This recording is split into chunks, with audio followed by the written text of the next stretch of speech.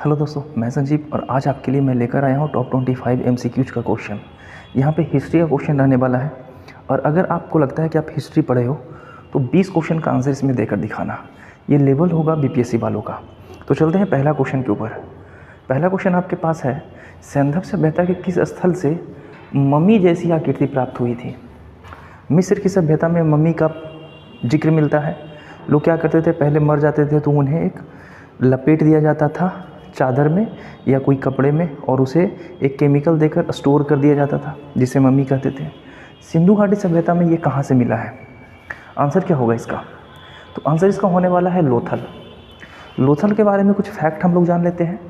लोथल के बारे में पहला फैक्ट अगर देखा जाए तो लोथल भोगवा नदी के किनारे है। दूसरा, लोथल एक बंदरगाह था, ये तो आपको पता होगा। लोथल है कहाँ? तो लोथल गुजरात में है। और लोथल से क्या चीज़ के साक्ष्य मिले हैं? तो नाव के साक्ष्य मिले हैं, क्योंकि ये बंदरगाह था इसलिए। और ये मम्मी भी कहाँ से मिला था हमारा? लोथल से। तो अगले क्वेश्चन के ऊपर चलते हैं। अगला क्वेश्चन है, वैदिक संस्कृति के संदर्भ में निम्नलिखित कथनों पर विचार कीजिए। अब ये कौन सा कथन सत्य है, इसका आंसर अब दीजिएगा और अच्छे से पढ़िएगा। सरस्वती आर्यों की पवित्र नदी थी। सरस्वती नदी के बारे में बात कर रहा है कि क्या ये आर्यों की पवित्र नदी थी? सरस्वती को ऋग्वेद में नदीतमा कहा जाता था और आर्यों का भारत में आरंभिक निवास स्थल सप्त सैंधव प्रदेश था।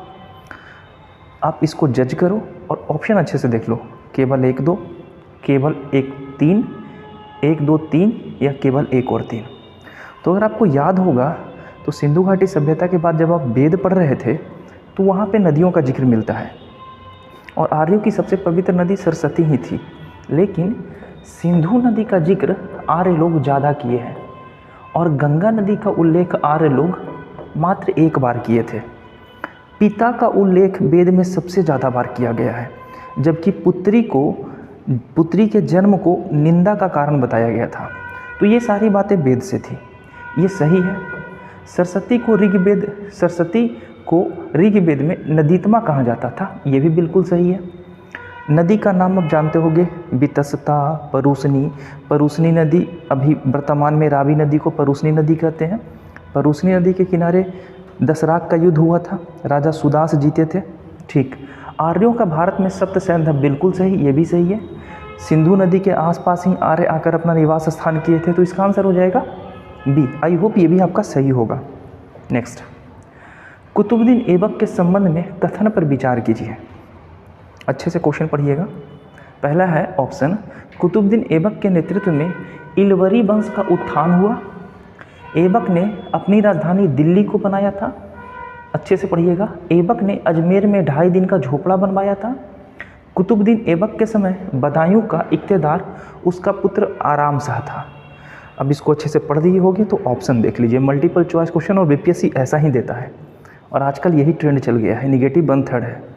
तो एक एक करके हम जिक्र करते हैं। कुतुबुद्दीन ऐबक के नेतृत्व में इलवरी वंश, बिल्कुल, इलवरी मतलब होता है तुर्क, और तुर्क वंश की सत्ता की स्थापना कुतुबुद्दीन ऐबक ने किया था 1206 ईस्वी में।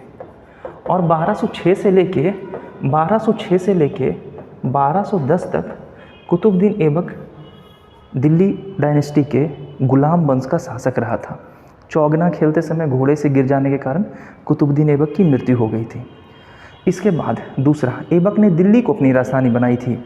नहीं, ऐबक ने लाहौर को अपनी राजधानी बनाई थी, ये भी आपको पता होगा। ऐबक ने अजमेर में 2.5 दिन का झोपड़ा बनाया था। हाँ, बिल्कुल सही, ये भी सही और ये भी सही, ये गलत। 2.5 दिन का झोपड़ा जहाँ बनाया गया था, यहाँ पे विग्रहराज चतुर्थ ने संस्कृत विश्वविद्यालय की स्थापना की थी और उसी संस्कृत विश्वविद्यालय को तोड़कर वहाँ पे 2.5 दिन का झोपड़ा बनाया गया। और आज भी इस 2.5 दिन के झोपड़े के ऊपर संस्कृत में दोहा इसकी दीवारों पर लिखा हुआ मिल जाएगा। चौथा, कुतुबुद्दीन ऐबक के समय बदायूं का इक़्तिदार उसका पुत्र आराम शाह था? नहीं, बदायूं का इक़्तिदार इल्तुतमिश था, जो कुतुबुद्दीन ऐबक का गुलाम था। तो इसका आंसर क्या हो जाएगा? केवल 1 और 3। आई होप कि ये भी आपका सही रहा होगा। अब आप देख सकते हो कि आप 20 कर सकते हो, अगर करोगे तो काफ़ी अच्छा है और history one of the most important paper हो जाता है बीपीएससी के लिए। अगला, दार्शनिक विषयों के संबंध में बौद्धिक ग्रंथ का नाम बताएं। तो दार्शनिक विषय ना, त्रिपिटक था, विनय पिटक था, धम्म पिटक था। तो आप ये बताइए कि बौद्ध धर्म के किस ग्रंथ में दार्शनिक विषय के बारे में जिक्र किया गया है? आंसर क्या होगा? और ये तीनों बौद्ध धर्म से संबंधित है। अगर हम बात करें त्रिपिटक, तो त्रिपिटक में कौन कौन शामिल होते हैं? त्रिपिटक में होता है सुत्त पिटक, एक है विनय पिटक और एक है अभिधम्म पिटक। अभिधम्म पिटक, ये 3 पिटक हैं बौद्ध धर्म में। अगर इसकी बात करें सुत्त पिटक की, तो इसके रचनाकार थे आनंद, इसके रचनाकार थे उपाली और इसके रचनाकार थे मोगलीपुत्ततिस। मोगलीपुत्ततिस। अच्छा, एक बात ये हो गया, विनय पिटक और सुत्त पिटक की रचना प्रथम बौद्ध संगीति के बाद 483 बीसी में ये किया गया था और अभिधम्म पिटक की रचना तीसरी बौद्ध संगति के उपरांत लगभग 250 बीसी में किया गया था। ठीक है, इसके बाद अगर करते अशोक के शासनकाल में ना, अशोक जब गद्दी पर बैठते हैं तो अशोक गद्दी पर कब बैठते हैं? 273 और 269 में अशोक का राज्याभिषेक होगा और 261 में अशोक कलिंग युद्ध लड़ेंगे। तो अशोक के शासनकाल में अभिधम्म पिटक की रचना की गई थी। तो इसका आंसर क्या हो जाएगा? अभिधम्म पिटक। 4 बौद्ध संगति हुए हैं और चारों बौद्ध संगति के उपरांत कुछ ना कुछ हुआ था। यहाँ पे जो है प्रथम बौद्ध संगति के उपरांत सुत्त पिटक और विनय पिटक बना था। तीसरी बौद्ध संगति के उपरांत अभिधम्म पिटक की रचना की गई थी मोगलीपुत्ततिस के द्वारा, और मोगलीपुत्ततिस वही हैं जिन्होंने तीसरी बौद्ध संगति का अध्यक्षता किया था। कहाँ? पाटलिपुत्र में। नेक्स्ट, जैन धर्म के संबंध में निम्नलिखित विचारों पर चर्चा कीजिए कि ये कौन है। अच्छा, तो इसका आंसर तो हो गया ना, अभिधम्म पिटक। 5वां चलते हैं, चर्चा करिए ध्यान से, क्वेश्चन का ऑप्शन पढ़िए और अच्छे से आंसर लगाइए। जैन धर्म के सबसे महत्वपूर्ण विचार यह है कि प्रत्येक तत्व भौतिक और आध्यात्मिक कारकों का संयोजन है। ऋषभदेव प्रथम तीर्थंकर थे, तो इसका आंसर हो जाएगा दोनों। ऋषभदेव प्रथम थे, 24वें थे हमारे कौन? तो महावीर स्वामी, है ना। पारसवनाथ 23वें थे, अरिष्टनेमी हमारे 22वें थे। ऋग्वेद में एक ऋषभदेव की जानकारी मिलती है और एक अरिष्टनेमी की जानकारी मिलती है। ये क्वेश्चन पूछा गया है, अरिष्टनेमी पूछा गया है कि ये बता दीजिए ऋग्वेद में कौन से जैन महापुरुषों के बारे में जानकारी मिलती है। तो एक प्रथम और एक 22वें, और 22वें कौन थे? अरिष्टनेमी। संवेद शिखर पे पारसवनाथ, जिसको वर्तमान में हम पारसनाथ पहाड़ी कहते हैं और झारखंड में है ना। महावीर स्वामी को ज्ञान की प्राप्ति कहाँ मिली थी? ये छोटे छोटे क्वेश्चन आई होप कि आपको पता होगा, लेकिन जैन बौद्ध में इस तरीके से क्वेश्चन आ जाता है तो लोग फंस जाते हैं। नेक्स्ट, निम्नलिखित कथनों पर विचार कीजिए, फिर कूट भाषा से सही कथन चुनिए, फिर आगे विचार करना। अच्छा, कुछ बच्चा तो अब तक इरिटेट हो गया होगा, दे ऐसा ऑप्शन नहीं बनाने वाले हैं हम, ऐसा ही ऑप्शन मिलने वाला है अब एग्ज़ाम में। अगर आप डीप से अच्छे से पढ़ रखे हो क्वेश्चन सही होगा, अदरवाइज आप छोड़ दोगे। अगर आप तीनों के बारे में अच्छे से जानते हो तभी आंसर लगा सकते हो। अब ऐसा नहीं रहा कि आप एक ऑप्शन मार दोगे और ऐसे ही लगा दोगे, तुक्का सही हो जाएगा। चलिए पढ़िए, वेदात्री किसे कहते हैं? तो क्या ऋग्वेद, यजुर्वेद और सामवेद के मिश्रित रूप को वेदात्री कहते हैं? बिल्कुल कहते हैं। छंदक उपनिषद को सबसे प्राचीन उपनिषद माना जाता है? बिल्कुल सही। असतो माँ सदगम्य तमसो माँ ज्योतिर्मय श्लोक बृहदारण्यक उपनिषद से लिया गया है? बिल्कुल सही, ये भी सही। तो ऑप्शन हो जाएगा हमारा डी। इसी तरीके से अच्छे से अगर ये पढ़े होंगे उपनिषद और वेद तो ये आंसर आराम से लगा लोगे। ऋग्वेद में कितने मंडल हैं? 10 मंडल हैं। कृषि की जानकारी 4थे मंडल में मिलती है। 3रे मंडल में ऋग्वेद की जानकारी मिलती है, गायत्री मंत्र का 3रे मंडल में। 9वां मंडल सोम देवता को समर्पित है। 2 से 7वें मंडल को क्या कहते हैं हम लोग? तो वंश मंडल कहते हैं। ये छोटी छोटी बातें आपको पता होना चाहिए। नेक्स्ट, किस विजयनगर शासक ने तुंगभद्रा नदी पर बांध बनाया था? अब दक्षिण भारत के बारे में बात कर लेते हैं। अगर आप भारत का मैप अगर आप देखे होंगे, भारत का अगर मैप देखे होंगे तो आपको पता होगा कि इस साइड में हमारा क्या था? कर्नाटका का क्षेत्र था, और कर्नाटका का जो हम्पी का क्षेत्र है वहाँ पे विजयनगर साम्राज्य था। और कर्नाटका में ही एक तुंगा और भद्रा नामक दो नदियाँ निकलती है अलग अलग जगह से, और दोनों जाकर मिल जाती है कहाँ? कृष्णा नदी में। कृष्णा नदी की सहायक नदी है तुंगभद्रा नदी। तुंगा और भद्रा दो अलग नदियाँ हैं। अब ये किस राजा ने इस पर एक बांध बनवाया था? और ये राजा कौन थे? देवराय प्रथम। देवराय प्रथम अपने साम्राज्य में कृषि के विस्तार के लिए ये बांध वहाँ पे बनवाए थे। ठीक है, आगे चलते हैं। पुराणों में किस नदी को मेकल या मैकाल पर्वत की कन्या मेकल सुता कहा जाता है? अब अगर नदी से ऐसा क्वेश्चन दिया, ऑब्वियस सी बात है सॉल्व नहीं होने वाला ना। अगर आप थोड़े से भी पढ़े होंगे भारत का पठार और चट्टान, तो मैं ऑलरेडी करवा चुका हूँ मैकाल पर्वत। ये मैकाल पर्वत के बारे में अगर आपका ध्यान होगा तो एलिमिनेट करके नदी को मार दोगे। लेकिन यहाँ पे एक सोचने वाली बात क्या है कि जो नदी का ऑप्शन दिया है इसमें से ऐसी कोई नदी नहीं है जिसको आप एलिमिनेट कर सकते हो।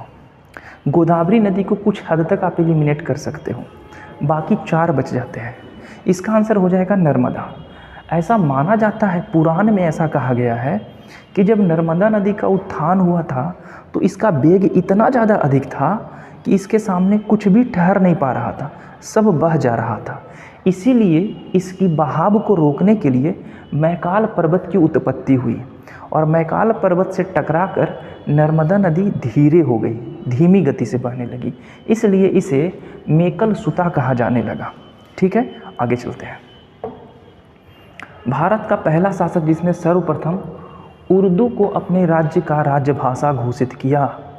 इरिटेटिंग क्वेश्चन है ना, ऐसा ही क्वेश्चन मिलेगा हिस्ट्री में, लगेगा ही नहीं कि कुछ हम पढ़े हैं, और चांस भी नहीं है कि ऐसा आंसर दे सकते हो। एलिमिनेट करो, किसको एलिमिनेट करोगे? नाम भी पहली बार, इसका नाम आप सुने होंगे, बाकी सबका तो नाम भी नहीं सुने होंगे। इसका आंसर क्या हो जाएगा? इसका आंसर हो जाएगा इब्राहिम सक्री। ये सक्री वंश का शासक था और ये अपने साम्राज्य को विस्तार और इस्लाम धर्म के प्रचार प्रसार के लिए उर्दू का इस्तेमाल किया था, उर्दू को अपनी राजकीय भाषा घोषित कर दिया था। नेक्स्ट, दीवाने मखी शीर्षक की कविताएं किसके द्वारा लिखी गई हैं? कभी सुने हो दीवाने मखफी? अब यहाँ पे जो शासक का नाम है, औरंगजेब को सुने होंगे, सलीमा बेगम को तो आप जानते नहीं, महाम अनगा को आप सुने होंगे, और जेबू निसा को भी आप नहीं जानते। जो बच्चा अच्छे से इतिहास पढ़ा होगा शायद वो इसका आंसर दे दे। एलिमिनेट करके आंसर दे देना। इसका आंसर होगा जेबू निसा। अब एक बात आ रहा होगा दिमाग में कि ये जेबू निसा है कौन? जेबू निसा और कोई नहीं, औरंगजेब की पुत्री है। होता क्या है कि जब औरंगजेब का एक पुत्र होता है, बड़ा पुत्र, जिसका नाम होता है अकबर। अरे हाँ बाबा, हमको पता है कि अकबर जो है वो काफ़ी पहले आ चुका है। हुमायूं का पुत्र था अकबर ना, उसके बाद जहांगीर, शाहजहां और अकबर। औरंगजेब का परदादा है ना अकबर, हमको पता है। लेकिन औरंगजेब के 4 पुत्र थे, एक अकबर था, एक मुअज्जम था, एक आजम था और एक था कामबख्श। कामबख्श, ये 4 पुत्र थे अकबर के, सॉरी औरंगजेब के। और ये पुत्र औरंगजेब के मृत्यु से पहले ही ये मर जाता है। जब अकबर औरंगजेब का विद्रोह करता है औरंगजेब से, तो ये जो जेबू निसा है ना, इसकी मदद करती है। इस कारण से औरंगजेब इसको दिल्ली के पास एक मुरादाबाद किला था, उसमें इसको कैद कर लिया था। तो इसका आंसर क्या हो जाएगा? जेबू निसा। नेक्स्ट चलते हैं। किस युद्ध में मैसूर मराठा तथा हैदराबाद के निजाम द्वारा संयुक्त रूप से अंग्रेजों के विरुद्ध रहने का निर्णय लिया गया? ये जो दिख रहा है ना आपको, कौन कौन है? तो मैसूर का शासक है हैदर अली, आपको पता होगा, हैदर अली टीपू सुल्तान के पिताजी हैं। ठीक है, मराठा और हैदराबाद के निजाम, ये जो बंदा है ना, यही मुख्य कारण बनता है ये सबको परेशान करने का। अभी आपको निजाम दिख रहा है कहाँ? मराठा और मैसूर के साथ। जब निजाम को ऐसा लगेगा ना कि मराठा और मैसूर हार रहा है, तो निजाम जाके अंग्रेज के साथ मिल जाएगा, और फिर जब देखेगा कि अंग्रेज हार रहा है तो फिर ये आकर इन दोनों के साथ मिल जाएगा। ये हमेशा इसका ऐसा ही तमाशा चलता रहता है। तो ये युद्ध जो था प्रथम आंग्ल मैसूर युद्ध था, और प्रथम आंग्ल मैसूर युद्ध अगर आपको याद होगा तो 1767 से लेके 1767 से लेके 1769 के बीच लड़ा गया था। और इस युद्ध में ये संयुक्त सेना मिलकर खास करके हैदर अली ने अंग्रेज़ों को पराजित किया था और मद्रास की संधि की गई थी। ये चारों का चारों जो आंग्ल मैसूर युद्ध है, इस मैसूर युद्ध में हैदर अली मारे जाएंगे और इस मैसूर युद्ध में टीपू सुल्तान मारा जाएगा। तो मद्रास की संधि होती है, मंगलोर की संधि होती है, श्रीरंगपट्टनम की संधि होती है। ये सारे क्वेश्चन एग्जाम में पूछे गए हैं।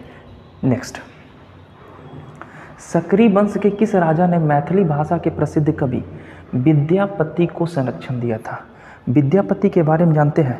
विद्यापति के द्वारा लिखा गया कविता क्या क्या था? एक कृतिमाला था और एक कृति पताका था। विद्यापति ने अपने इस कृति में जौनपुर के बारे में अच्छे से व्याख्या किया है। तो वो शासक कौन था? तो वो शासक थे इब्राहिम शाह सकरी। इब्राहिम शाह सकरी के साम्राज्य में विद्यापति रहते थे और विद्यापति ने एक पुस्तक भी लिखी थी, ठीक है, और जिसका नाम था कृतिमाला। कृतिमाला, और कृतिमाला किस भाषा में लिखा गया था? तो ये लिखा गया मैथिली भाषा में। और कृतिमाला के बारे में किस चीज़ का जिक्र किया गया है? तो जौनपुर के बारे में अच्छे से जिक्र किया गया था। नेक्स्ट, मिलान करना है। मिलान कीजिए। एक तरफ लेखक है और दूसरी तरफ उनके द्वारा लिखा गया पुस्तक। पहला है क्या? किताब उल रहला। ये पुस्तक के बारे में हम बता चुके हैं। इसको किसने लिखा था? इब्न बतूता ने लिखा है। तुगलकनामा, ये तो लिखा है। तुगलकनामा क्या जियाउद्दीन बर्नी लिखे हैं? ये गलत है। एक एक करके हम बाद में जिक्र करेंगे। शहनामा फिरदौसी लिखा था, हाँ ये आप जानते हो। तहकीक ए हिंद अबू बकर लिखा है? नहीं। अब एक एक करके जिक्र करते हैं। अगर इब्न बतूता के बारे में आप जानते होगे तो पूछता है ये कहाँ का व्यक्ति था? तो पहला, ये मोरक्को का था। दूसरा, ये भारत कब आया था? तो ये भारत 1333 में आया था। किसके समय आया था? तो MBT के समय आया था। MBT बोले तो मोहम्मद बिन तुगलक के शासनकाल में आया था। और इन्होंने एक पुस्तक लिखी थी किताब उल रहला। अब बात करते हैं तुगलकनामा। तुगलकनामा पुस्तक के लेखक कौन है? अमीर खुसरो। अमीर खुसरो ने लिखा था तुगलकनामा। शहनामा के लेखक तो फिरदौसी को जानते हो। और तहकीक ए हिंद को लिखा है ये अबू बकर, जो जान रहे हो ना, अबू बकर लिखे हैं चचनामा। अबू बकर के द्वारा चचनामा लिखा गया था। और किताब उल हिंद लिखा गया, ये तो अमीर खुसरो लिखेंगे, अमीर खुसरो लिखेंगे ये। और ये लिखे थे, ये भी इनका भी तहकीक ए हिंद कोई, हाँ अलबरूनी लिखे थे, याद आ गया, अलबरूनी। ये तो याद रखना अच्छे से, एक एक करके मैं बता दिया।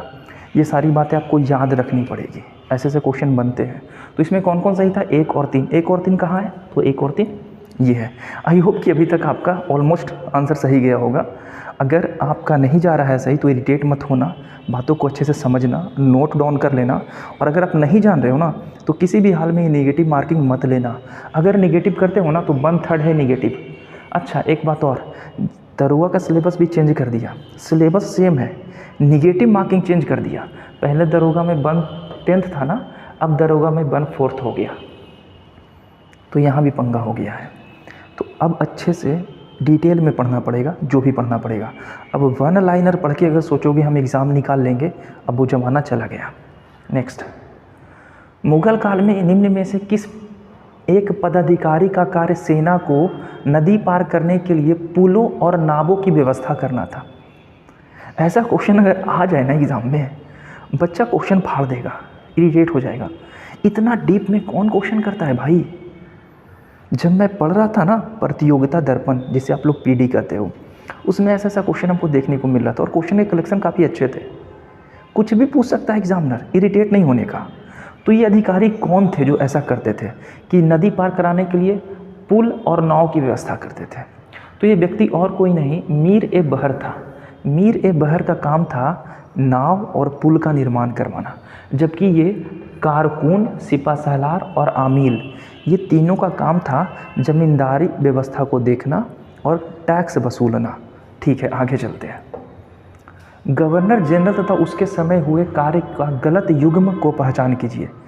कि क्या इस गवर्नर जनरल के कार्य में ये सारे अभियान हुए हैं? BHU की स्थापना लॉर्ड हार्डिंग के समय में हुआ है? बिल्कुल हुआ है। क्या CID की स्थापना लॉर्ड कर्जन के काल में हुआ था? बिल्कुल हुआ था। लॉर्ड कर्जन वही है जिन्होंने बंगाल का विभाजन किया था, है ना। सिपाही का गठन इसी के समय में हुआ था। अम्ब्रेला अभियान लॉर्ड एलिंगन प्रथम के समय में हुआ था, बिल्कुल हुआ था। अब आता है AMU यानी इलाहाबाद मुस्लिम यूनिवर्सिटी की स्थापना क्या लॉर्ड रीडिंग के समय में हुई थी? नहीं। इलाहाबाद मुस्लिम यूनिवर्सिटी की स्थापना 1916 से लेके 1921 के बीच में की गई थी। और आप हमें बताना कि इस समय भारत के गवर्नर जनरल कौन थे? जो गवर्नर जनरल रहेंगे उन्हीं के समय में इसकी स्थापना की गई थी। तो ये एक क्वेश्चन आपके लिए। नेक्स्ट क्वेश्चन पे बात करते हैं। भारत छोड़ो प्रस्ताव की निम्नलिखित में से किसने अनुशंसा की थी? ये भारत छोड़ो आंदोलन जो था, क्विट इंडिया मूवमेंट, ये कब आया था? किस अधिवेशन में इसे रखा गया और कब इसे पारित किया गया और लागू कब किया गया? तो थोड़ी सी बातें हम यहाँ पे कर लेते हैं। अगर भारत छोड़ो आंदोलन की बात करें तो ये जब वार्था में जो सम्मेलन हो रहा था, वार्था कहाँ था? गुजरात में जब सम्मेलन हो रहा था, कब? तो जुलाई के समय, ठीक है। तो इस समय बात की गई थी कि हम भारत छोड़ो आंदोलन क्या करेंगे? प्रस्तावित करेंगे। लेकिन 7 अगस्त, बढ़िया से याद रखना, ये 7 अगस्त 1942, यहाँ पे भी 1942 ही आएगा। 7 अगस्त 1942 को मुंबई में एक अधिवेशन हुआ जिसमें पंडित जवाहरलाल नेहरू ने एक प्रस्ताव पारित किया कि भारत छोड़ो आंदोलन को क्या करना है? शुरू करना है, ठीक है। और सरदार पटेल जो है उनका स्वागत करते हैं, यानी उनका मदद करते हैं कि हाँ मैं भी राजी हूँ। और इस सम्मेलन में ये बातें स्वीकार कर ली गई और 8 अगस्त को ये बातें पारित कर दी गई, 8 अगस्त 1942 को। और प्रस्तावित करने वाले कौन थे? तो प्रस्तावित करने वाले हमारे और कोई नहीं, पंडित जवाहरलाल नेहरू थे। किस अधिवेशन में प्रस्तावित किया गया था? तो मुंबई अधिवेशन में। अगला क्वेश्चन पे चलते हैं। ब्रिटिश काल द्वारा आधुनिक शिक्षा के प्रचार प्रसार के लिए पहला कदम कब उठाया गया? यानी जब भारत में ब्रिटिश थे उस समय ब्रिटिश ने कब ऐसा काम किया कि भारतीयों को भी पढ़ने का अधिकार दिया जाए और कुछ विशेष प्रकार की व्यवस्था की गई? अगर आपको लग रहा है वुड डिस्पैच कमेटी 1854 में आया ना, सबसे शिक्षा के लिए पहला आयोग का गठन इसी समय किया गया था। वुड डिस्पैच कमेटी का गठन किया गया था। लेकिन शिक्षा के लिए पहली व्यवस्था 1813 अधिनियम के तहत किया गया था।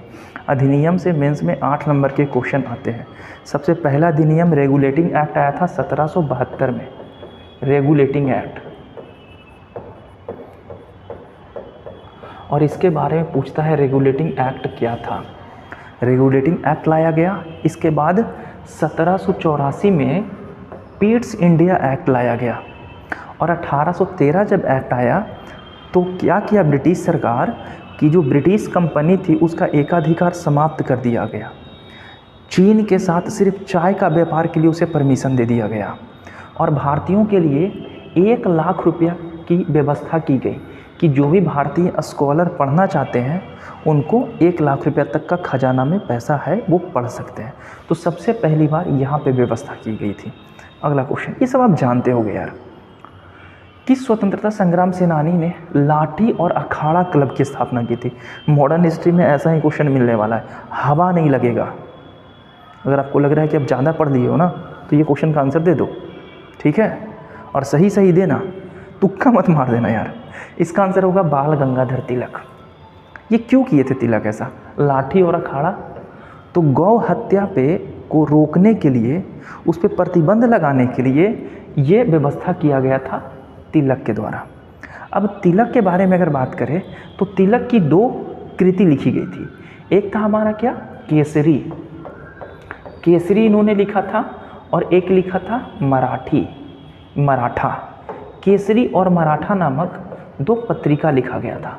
केसरी जहाँ मराठी भाषा में लिखा गया था, वहीं ये लिखा गया था हमारा कहाँ, कब? तो ये लिखा गया था इंग्लिश भाषा में। तो छोटी छोटी बातें याद रखना। तिलक की मृत्यु कब होती है? तो 1 अगस्त 1920 को इनका देहांत हो जाता है, ठीक है ना। पीछे अगर हम ये क्वेश्चन में शायद अगर हम तिलक बोले हैं तो ये क्वेश्चन में तिलक नहीं होंगे, यहाँ पे होंगे पटेल साहब। जवाहरलाल नेहरू जब ये पेश करते हैं कि हमें भारत छोड़ो आंदोलन को स्टार्ट करना है, तो पटेल साहब उनके साथ आ जाते हैं कि हाँ ये बात सही है, करना चाहिए ये आंदोलन। जबकि तिलक की मृत्यु कब हो गई है? 1 अगस्त 1920 को, और इसी समय गांधी जी असहयोग आंदोलन शुरू करने वाले थे, लेकिन तिलक की मृत्यु हो जाने के कारण तिलक कोष की स्थापना की गई थी। ठीक है। अच्छा, यहाँ पे जो भारत छोड़ो आंदोलन जब शुरू किया गया था, तो जैसे ही शुरू किया गया ना, ब्रिटिश सरकार के द्वारा एक नियम चलाया गया 0 आवर, और 0 आवर के तहत 9 अगस्त को, जब भारत छोड़ो आंदोलन 8 अगस्त को शुरू हुआ, तो 9 अगस्त को ब्रिटिश सरकार 0 आवर के तहत सभी कांग्रेसी नेताओं को कैद कर लिया था। तो जैसे जैसे बातें याद आ जाती है वैसे वैसे मैं आपको बता दे रहा हूँ, क्योंकि 0 आवर के बारे में पूछा गया है कि ये 0 आवर नामक अभियान किस आंदोलन के समय चलाया गया था। खैर आगे, 1942 में भारत छोड़ो आंदोलन के दौरान शहीद हुए किस महिला को बूढ़ी गांधी कहा जाता है? बताओ ये कौन थे? बूढ़ी गांधी के नाम से किन्हें जाना जाता था, और वो भी कब? भारत छोड़ो आंदोलन, क्विट इंडिया मूवमेंट से दूसरा क्वेश्चन आ गया। तो ये बंगाल की थी, ठीक है, और ये अपने 6000 लोगों के साथ मिलकर ब्रिटिश का विरोध कर रही थी, और इन्हीं के समय इनको गोली लग गया, जिनके कारण इनकी मृत्यु हो गई। तो ये कौन थे? ये थे मातंगनी हजारा। नेक्स्ट, 1857 ईस्वी के विद्रोह, फिर से आ गया विद्रोह। ब्रिटिश सरकार ने निम्नलिखित में से किस प्रांत से सिपाही का चयन नहीं किया? 1857 ईस्वी का विद्रोह के बाद, तो आपको पता है ना 1857 ईस्वी का विद्रोह कैसे शुरू हुआ था? चर्बी वाला कारतूस को लेकर। ये तो मेन कारण था ना, मेन कॉजेस, लेकिन उसके अलावा भी थे आर्थिक, सामाजिक, राजनीतिक, धार्मिक, ये सारी कारण थे, ये सारे मुद्दे थे। और इसमें जो मध्य प्रांत का क्षेत्र था, इससे काफ़ी सेना विरोध करना शुरू कर दी थी 1857 ईस्वी की क्रांति में। इसलिए अंग्रेजी सेना इसके बाद मध्य प्रांत की सेना को लेने से मना कर दिया, और इसके जगह पर सिख रेजिमेंट को भर्ती करना शुरू कर दिया। तो ये आंसर हो जाएगा मध्य प्रांत के क्षेत्र। नेक्स्ट, भारतीय संविधान का कौन सा भाग, पॉलिटी से क्वेश्चन आ गया, कोई बात नहीं, कर लेते हैं। भारतीय संविधान के कौन सा भाग कल्याणकारी आदर्श की घोषणा करता है? कल्याणकारी आदर्श, बस। लेकिन इसको लेकर आप क्या न्यायालय में नहीं जा सकते। तो इतना हिंट तो मिल गया होगा, आंसर लगा ही चुके होंगे। आंसर होगा DPSP, है ना, यही है ना। अब ये DPSP से कुछ बात आती है, क्या क्या? पहला, ये संविधान के किस अनुच्छेद से किस अनुच्छेद के बीच में है? तो 36 से 51। DPSP कहाँ से लिया गया है? तो DPSP लिया गया है आयरलैंड से। ये सारे क्वेश्चन बोला जाता है ना। और कल्याणकारी राज मतलब क्या? कि सामान्य कार्य के लिए सामान्य वेतन दिया जाएगा, पुरुषों और महिलाओं के बीच में भेदभाव नहीं किया जाएगा, शिक्षा का अधिकार दिया जाएगा, गौ हत्या पे रोक लगा दी जाएगी, मद्य निषेध प्रतिबंधित किया जाएगा। ये सारी बातें हमारे DPSP में लिखी गई है। अगर राज्य सरकार चाहे तो उसका पालन कर सकती है, जैसे बिहार सरकार करती है ना, शराबबंदी को प्रतिबंधित कर दी है ना। ये DPSP में शराब के बारे में लिखा गया है। अच्छा, DPSP में ही वन के बारे में और वन्य के जानवरों के बारे में बात किया गया है। ठीक है, आगे चलते हैं। 2-3 क्वेश्चन और हैं। अस्थाई बंदोबस्त किसके साथ किया गया? अस्थाई बंदोबस्त के बारे में जानते होगे। अगर अस्थाई बंदोबस्त के बारे में जानते होगे तो ये कब लागू किया गया था? 1793 में। ठीक है। अस्थाई बंदोबस्त के जन्मदाता कौन है? ये अब हमें कमेंट में करना, अस्थाई बंदोबस्त के जन्मदाता किसे माना जाता है? अस्थाई बंदोबस्त किया गया था जमींदारों के साथ। और ये किसके क्षेत्र में किया गया था? तो ये किया गया था बंगाल और बिहार के क्षेत्र में। 1764 का जो बक्सर का युद्ध हुआ ना, इसके बाद बंगाल और बिहार का सिनेरियो ही बदल गया। सारा का सारा हाथ चला गया, हाथ किसके हाथ में? ब्रिटिश के हाथ में। और ब्रिटिश अपने हिसाब से चलाने लगे। अब ब्रिटिश एक ऐसा चीज़ चाहते थे जिससे हमें बैठे बैठे टैक्स मिल सके, तो ज़मींदारों को आगे कर दिया कि आप किसानों से टैक्स लो और हमें उसका टैक्स दो। लेकिन इसमें सबसे ज़्यादा फ़ायदा देखा गया, तो फ़ायदा किसे हुआ? ज़मींदारों को। और यही अस्थाई बंदोबस्त के कारण ही ये एक नया वर्ग निकल के सामने आया हमारे समाज में, जिसे जमींदारी वर्ग कहते हैं या जमींदार कहते हैं। इससे पहले जमींदार नाम का कोई चीज़ नहीं था हमारे देश में। नेक्स्ट, स्वराज मेरा जन्मसिद्ध अधिकार है और मैं इसे लेकर रहूँगा, कौन बोले थे? इजी क्वेश्चन है ना, बाल गंगाधर तिलक। और तिलक के बारे में तो अभी हमने सारी बातें बता दी। तिलक को उसकी स्थापना तिलक ने, अच्छा गांधी जी और नेहरू जी ने तिलक को कुछ कहा था, अब क्या कहा था ये आप हमें कमेंट में बताना। भारतीय राष्ट्रीय कांग्रेस का 27वां अधिवेशन कहाँ हुआ है? बहुत बार ये क्वेश्चन पूछा गया। अब हल्का हल्का क्वेश्चन आ रहा है ना। पटना मार दिए, गलत हो गया, बांकीपुर होगा। अब 27वां अधिवेशन हुआ था जो पटना में। और एक बात हमें जाते जाते और बताना कि ये तो 27वां अधिवेशन पटना में हुआ है, एक अधिवेशन बिहार में और हुआ है, गया अधिवेशन। बिल्कुल सही। अब हमको ये बता दो कि गया अधिवेशन कौन सा अधिवेशन था आईएनसी का जो गया में हुआ था। नेक्स्ट, निम्नलिखित में से किस मुस्लिम शासक ने तीर्थ यात्रा कर समाप्त कर दिया? लास्ट क्वेश्चन, ये आपके लिए मैं छोड़ता जा रहा हूँ मुगल वंश का, बस इतना मैं इसे हल्का कर दे रहा हूँ कि तीर्थ यात्रा को जजिया कर के नाम से जाना जाता था। अब अगर ये आपको पता हो गया होगा तो आंसर भी लगा चुके होंगे। अब मुगल वंश के बारे में है, यहाँ पे मुगल वंश के शासक है हुमायूं, अकबर, ये शेरशाह सूरी है नूहानी वंश का शासक, और ये लोदी वंश का शासक है बहलोल लोदी। तो इसका आंसर हमें कमेंट में करना और कमेंट में ज़रूर बताना कि ये सेशन आपके लिए कैसा रहा। फिर मैं नेक्स्ट कोशिश करूँगा हिस्ट्री को और वीडियो लेकर आने के लिए। अब मैं पार्टिकुलर सब्जेक्ट पे क्वेश्चन बनाने वाला हूँ, 25 हिस्ट्री, 25 पॉलिटी, 25 साइंस, ठीक है, सेक्शन वाइज चलेगा। और ख़ास करके कुछ अब कंटिन्यू मैं बीपीएससी का भी पेपर लेकर आने वाला हूँ, खास करके बिहार स्पेशल का। तो नेक्स्ट वीडियो अभी आप अगर नहीं देखे हो बिहार स्पेशल का, जाकर देखो। मैं बिहार स्पेशल वहाँ पे डालने वाला हूँ, बिहार में तुर्क सत्ता की स्थापना। मिलते हैं नेक्स्ट वीडियो में, बाय।